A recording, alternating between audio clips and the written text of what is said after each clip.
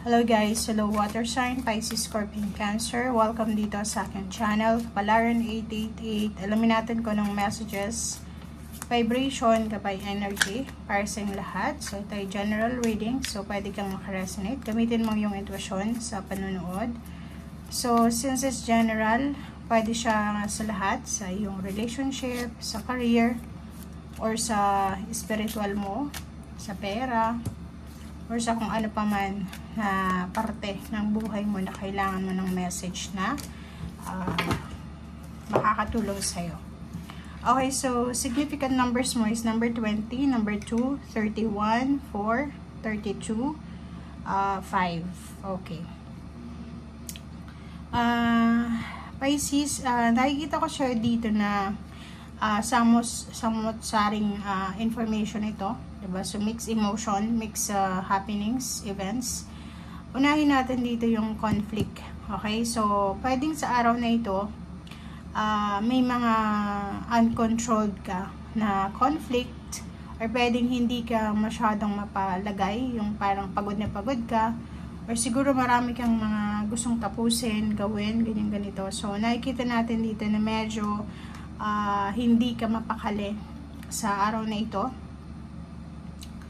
Siguro may mga rejections ka na nararanasan, or meron kang negative energy sa paligid mo. So dito sa first card mo na lumabas is kailangan mo ng detoxification, purification. So unahin mo yung kasi parang napapaligiran ka ng mga taong mainggit sa'yo, or pwedeng mga taong ayaw malamangan, or mga taong hindi totoo. Parang ibig sabihin yan, napapaligiran ka ng mga taong traitor, parang ganun.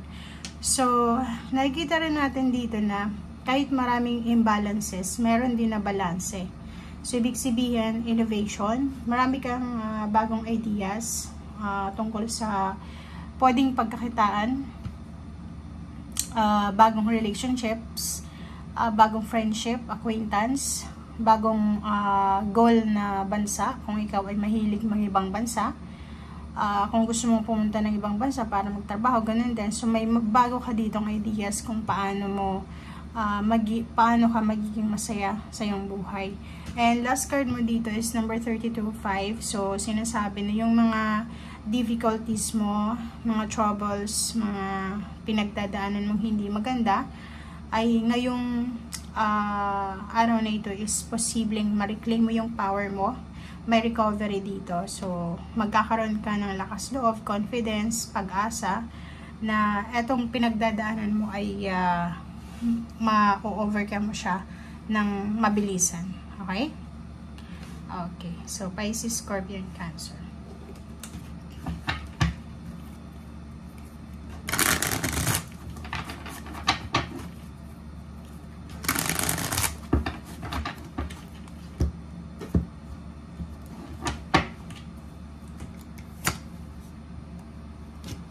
Queen of Pentacles and Eight of Pentacles.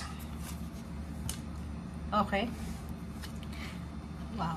So, ang nakikita natin dito, Pisces, Scorpion, Cancer, sa araw na ito is sobrang balanse. Okay? Kung makikita mo yung second deck natin, yung first 4 cards dito is sobrang positive. Ibig sabihin, kung makikita mo this one, resonated siya dito. So, mayroon kang pagkakataon sa araw na ito. So, hindi ko alam kung makaka-resonate ka, pero most ng water sign, Pisces, Scorpion, Cancer, posibleng makaresonate sila sa araw na ito. So, unang-una, eto siya. Posibleng abala ka sa ginagawa mo, or posibleng naghihintay ka ng 13-month pay, bonus, payments, payouts, inheritance, or pwedeng meron ka ditong lump sum of money na hinihintay dahil sa trabaho. Dahil trinabaho mo na, so naghihintay ka na lang ng payments or ng harvest season. So, posible na sa araw na ito, may oportunidad ka na mahawakan itong pera.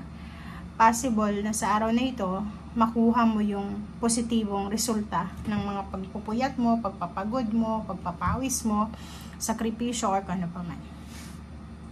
Dito din, It's a good news card siya sa'yo. Kasi itong Knight of Swords is information, balita, pwedeng pwedeng chismis din. Nakikita ko siya dito na yung Knight of Swords na to is mabilis siya. Sobrang bilis. So, nakikita ko na maraming balita ka na matatanggap tungkol sa yung pamilya, sa malayong kapamilya, or sa malapit lang. Pero maganda to, stability. For example, may kailangan kang paghandaan na selebrasyon, sa either kasal, binyag, anniversaries, fiesta, or kahit anong klase ng okasyon. Nakikita ko siya dito na sa araw na ito is nandiyan na yung finalization ng programa, ng plano, o ng balak na ito. So, kung may kakasal sa inyo, or pwedeng kayo ay imbitado sa isang kasal, ngayong araw na ito may finalization na. Sa either ng location, ng venue, ng simbahan, or kung saan. Good news din sa kapamilya. Pwedeng may magpaplanong magpatayo ng bahay, lumipat ng bahay, mag-relocate, or kung ano pa man siya. Okay.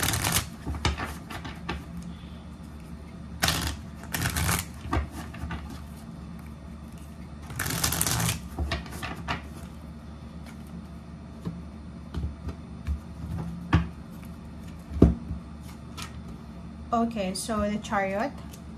Wow. So, kung ikaw naman is nakafocus sa relationship mo, fast-moving yung relationship na ito. So, pwedeng may nagsisimula pa lang na relasyon and posibleng mauwi ito sa kasal.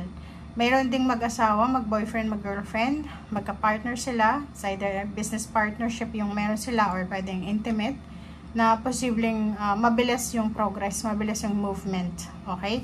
Is victory, success, movement, wish come true, diba? Travel, documents, good karma. Okay, so Wheel of Fortune. So, sa araw na ito ay sobrang positive yung energy mo. Parang, siguro for the past few months, for the past few years siguro, or weeks, medyo hindi balance siguro yung pamumuhay mo, financial or emotional.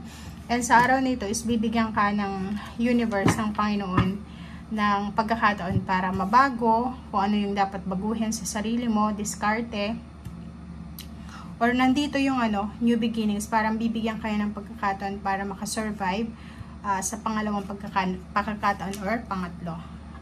Isang tao ang posibleng hihingi sa'yo ng pabor, emotional or financial, or pwedeng ikaw to isang unexpected na blessings or help from someone na posibleng magagamit mo sa mga choices and decisions. So, nakikita ko na wini-weigh mo yung mga bagay-bagay sa buhay mo sa ngayon. So, hindi ka masyadong nagmamadali kasi alam mo na kailangan timbangin yung situation.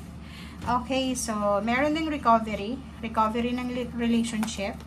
Okay, so, nakikita ko siya dito na wala kang dapat ipaglaban. Or parang, ang sinasabi sir dito, Pisces, Scorpion, Cancer, na if ever man may mga taong tinitrigger yung emotion mo, yung alam mo yon na relax ka, wala kang problema, tapos merong mga tao talagang masasama yung ugali na hindi sila masaya na masaya ka, so gagawa sila ng paraan para sirain yung araw mo. Dito sinasabi na hayaan mo lang, okay? As much as possible, i-ignore mo na lang yung situation and wag mong bibigyan ng oras, ng energy, okay? Kasi masasayang lang yung energy mo. Okay? Kasi parang may kasabihan tayo na huwag kayong makikipag-away or huwag niyong patulan yung mga taong mahilig makipag-away. Kasi parang hobby na nila yun eh. Yung parang may mga taong hindi masaya na nakikita nila yung mga tao na masaya. So, gagawa sila ng paraan para sirain yung araw ng taong yun. Kasi sanay sila ng mga magulo. So, ganun, miserable sila. So, miserable situation na gusto kang idamay. So, mag-iingat ka. Give up. Give up the situation. So, yun sinasabi kung may away, may gulo, mayroong tao na gustong sirain ka, or may taong gustong i-trigger yung emotion, yung pikunin ka ba? Umiwas ka na lang, i-abandon the situation, kasi mayroon ditong mas importante kang dapat pagtuunan ng oras, ng panahon, ng energy. So, ito yung pera. Lump sum of money.